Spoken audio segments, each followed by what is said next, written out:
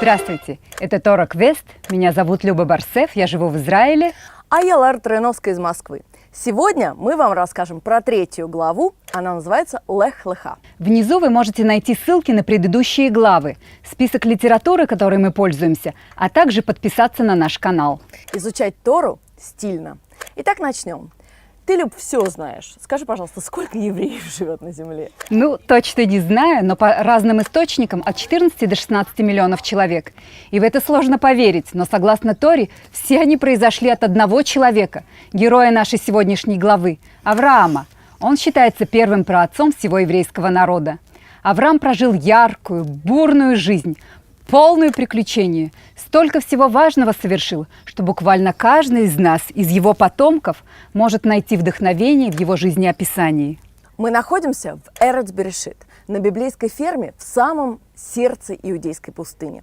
Тут можно в полной мере погрузиться во времена Авраама и Сары, что мы сейчас и сделаем.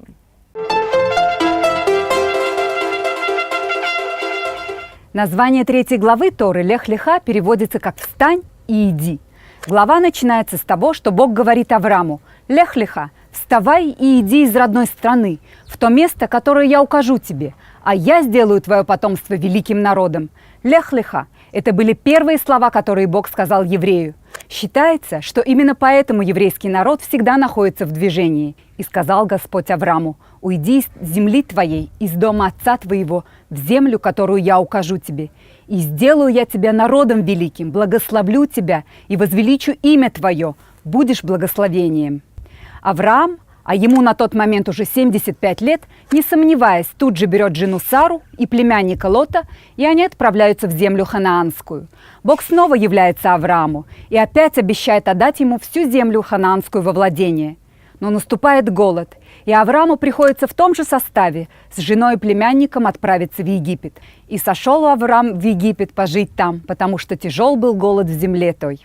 В Египте Авраам решает скрыть, что Сара его жена, и выдает ее за сестру, испугавшись, что египтяне могут убить мужа такой красавицы. Фараон действительно обратил внимание на Сару и взял ее в свой дом, но Бог поразил его болезнями, и она была возвращена Аврааму. Авраам разбогател, и вскоре после истории Сары решил возвратиться назад в ханаанскую землю вместе с Лотом, а также приобретенными пастухами, рабами и стадами животных. Авраам и Лот разделяются и живут в разных частях земли ханаанской.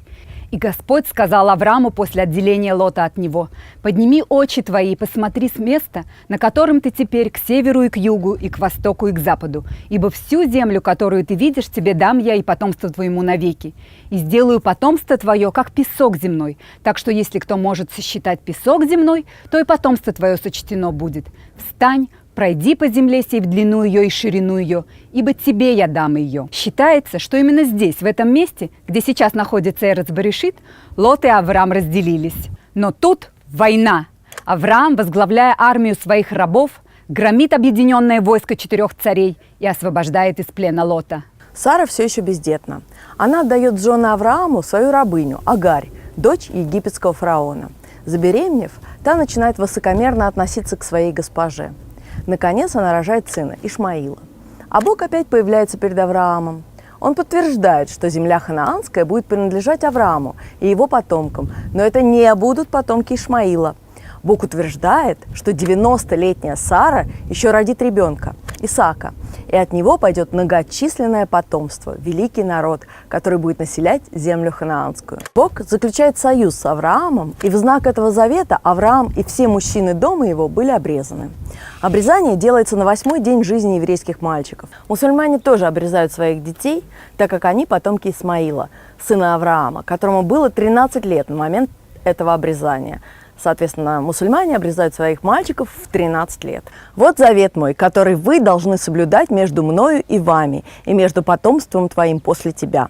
Обрезан да будет у вас всякий мужчина, обрезывайте крайнюю плоть вашу, и сие будет знаком союза между мною и вами. 8 дней от рождения да будет обрезан у вас».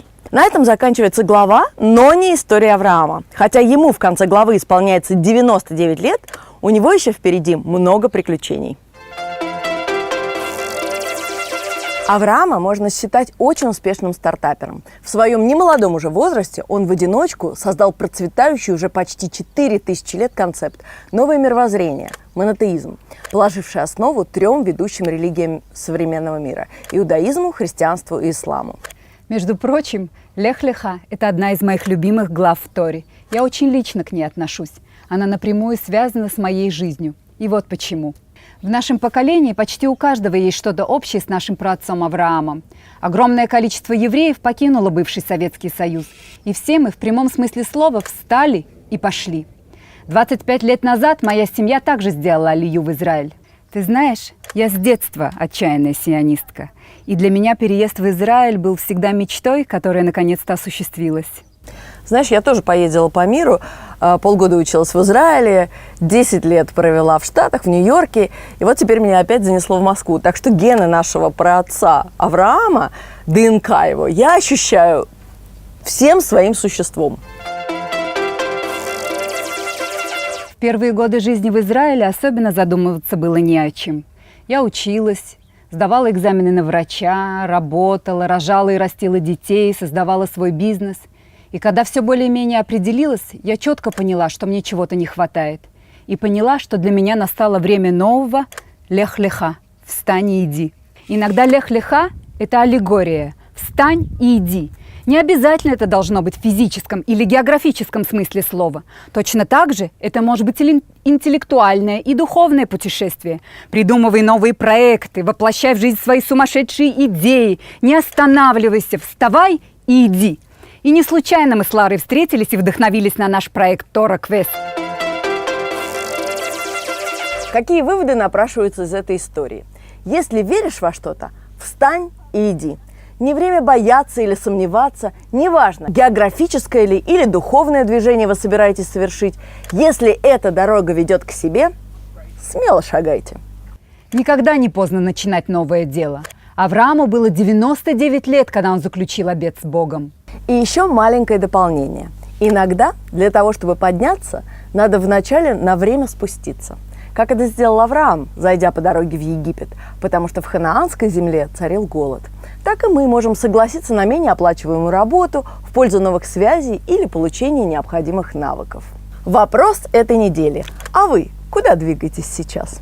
Как меняетесь и меняете свою жизнь. А теперь, чтобы совсем проникнуться эпохой, предлагаю сесть на верблюдов и пойти покататься. Люб, ты уверена в своем решении? Абсолютно. В этих платьях? Да. Ты авантюристка, они же пахнут. Считай, что на сегодня это твой лех-леха. Вы это сделали! Так что дерзайте. До встречи на следующей неделе. Пока! Вставайте и идите. Лех-леха. Ну а мы поедем. Пока-пока!